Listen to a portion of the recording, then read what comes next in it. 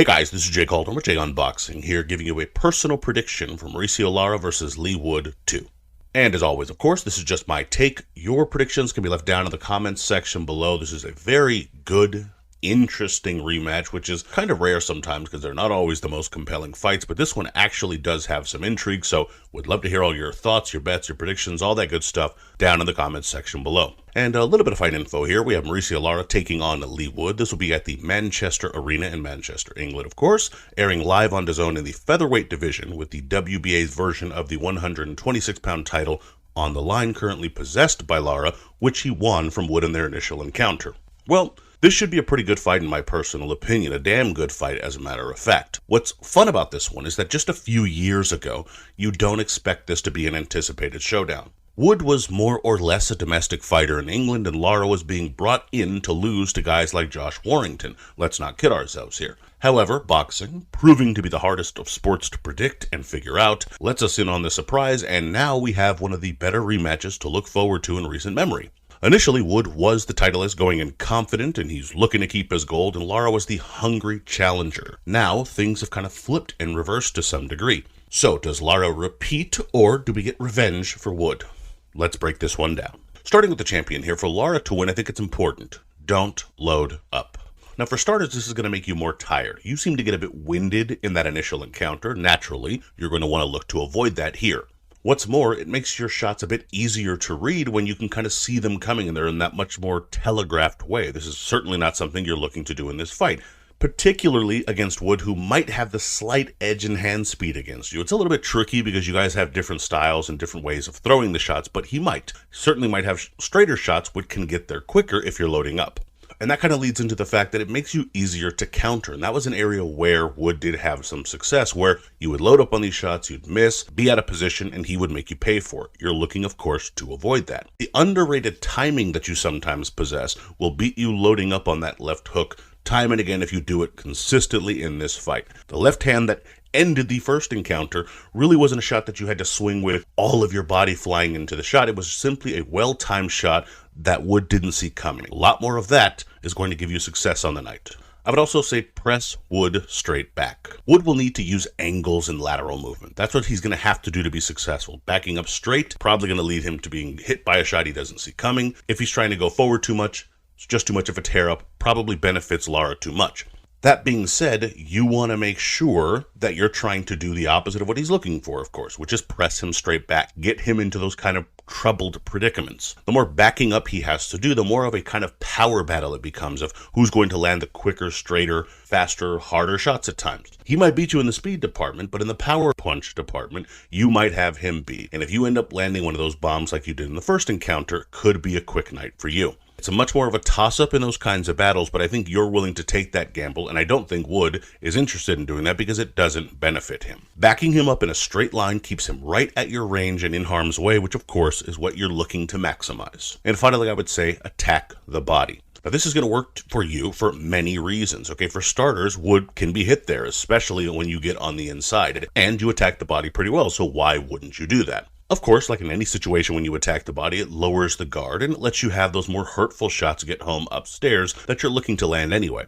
But it specifically does that in this case because I think Wood is kind of prepared for these kinds of shots, but the more you can attack the body, the more it will lower that guard inevitably. It has to, or it'll have the effect of you hurting him to the body far too many times. Either way, it's a win-win for you. Of course, this also potentially helps slow him down even if you do slow down. If you do have a stamina issue that you might not have fixed between that fight and now, it at least tires him enough so that you're on a level playing field, which again benefits you if you're dictating those terms. And switching over to the former champion, for Wood to win, I think you want to make sure that everything goes through the jab. Fact of the matter is you need to get that jab going, but it needs to be the right kind of jab in the right ways. It can't be something you just flick out there, try to find range with. You need to stab with it in this fight. Specific reasons for this is it's a relatively safe punch that you can throw that without having to overly commit, but it also is a shot that tends to frustrate power punchers, and make no mistake about it, it will frustrate someone like Lara, who at times can be a bit wild to begin with. The jab will help tame that. Again, just putting it out there can get you tagged. That's not what you're looking for.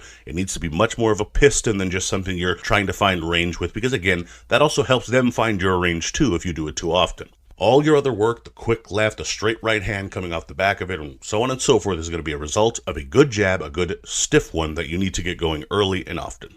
I would also say don't trade left hooks. Now, this seems obvious, I would hope, considering the result of the first encounter, and that's because it is. It should be very, very obvious. I hope it's not just obvious to me. That's the punch that caught you. Naturally, you're going to want to make sure that you're not putting yourself in the same position that you did in that first fight. Also, just trading for you in general in this one is all wrong. You are not the power puncher. You are the boxer puncher. That's what you need to behave like in this fight to be successful. You need to be quick with a hard jab. You need to be first. Then you need to reset. That's what you have to do. Trying to trade or mix it up, or again, literally trading left hands, I think more often than not, it does you less favors than it does for Lara, and so there's no reason to do it.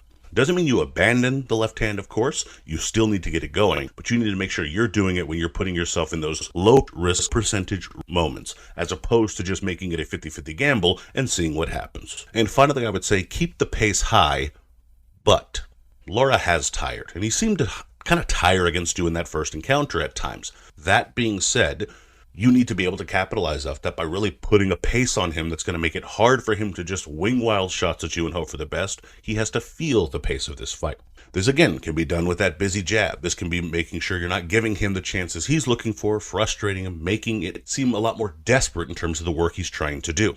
That being said, while you're pushing the pace, don't get reckless or greedy. Don't look for those exchanges. Don't look to land 6, 7, or 8 shots all of the time or throw them all of the time. Instead, land that 1, 2, or those 3 shots and then push them. Tie them up on the middle. Push them back into the ropes. Make them use those reverse muscles, if you will, that tire fighters out a lot more, especially pressure fighters who are not used to using them. Once you land your work, if you're not on the inside, you can, again, tie up when you are, but otherwise, circle. Circle away from his left. Just keep it busy, but make sure you're doing it with smart moves. Now, in terms of my pick here, this is a wild one, and who the hell knows? Let's be honest here. But my gut tells me Lara repeats in this one, to be perfectly honest, possibly in a similar fashion. I think Wood starts off boxing, trying to do the right things as Lara looks to land that fight-changing blow. I think he might land something meaningful early, and that'll kind of keep Wood on edge a bit, possibly that kind of lunging left hook he's looking to land anyway. Wood will get thrown into a tear-up at some point in those middle frames because I think he just has too much of that in him, and Lara will keep that pressure going and will gladly buy into it as he digs to the body, slowing Wood down in the process. In those mid to late rounds, the action I think will kind of catch up to Wood as Lara lands too clean, too often, forcing a stop to the fight. Maybe even in between rounds in the corner with Wood on his stool.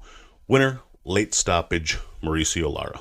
And in terms of the betting odds here, you have Lara coming in at a decent favorite, a basically 3-1 favorite at minus 290, with Wood coming in at a plus 215. The value here, of course, is with Wood. You know, he was maybe 3 or 4 rounds away from really probably beating by decision a pretty tired Lara who, through the skill of throwing the right left hand, bailed himself out.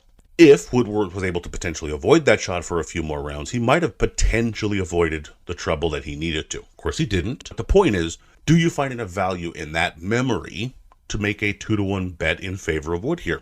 Potentially. At 3-1, with Lara having been down on the cards in their first encounter, and again, fighting in England, the away fighter here, do you see a great deal of value betting 3-1 there? Probably not. Maybe a very small bet, 2-game parlay, so to speak, something like that, but really not much value there because, again, this fight I think is still pretty close, regardless of the initial result. Now, in terms of the over-under, haven't found one just yet. I'll pin it when I do find one. My guess is around the 8th or 9th round, as it did happen in that first fight. But, again, we'll let you guys know down in the comments when it does take place, or when I at least find one. The odd or sort of prop bet that I did find, of course, was about whether or not the fight will go the distance. And the yes was coming in at a plus 225, with the no coming in at a minus 310. Again, I think most people are predicting a stoppage either way here. I think most people think Wood has to put him away, maybe from behind or what have you, or at the very least, Lara is going to put him away. And with Lara such a big favorite, of course, that's probably safe to say is going to be most people's bets here. Again, I don't see a great deal of value in either of these bets because, quite frankly, I don't see this fight going the distance either way. You're just not getting a great line there either way. But in any event, those are the odds I can find thus far. Like I said, we'll post them and pin them in the comment section below when I find more about that over-under. And my prediction record as of this recording is 15-6 with 10 exact. But let me know what you guys think down in the comments. I'd love to hear your thoughts, predictions, bets, so on and so forth. Please be sure to like, comment, share, subscribe, and follow me on Twitter at jcalderon_JOB. You can email me at junboxing@gmail.com. I'd love to hear from you there. Also be sure to check out junboxing.com for schedule, results, betting odds, grades, rankings, all that good stuff. And as always, Until next time.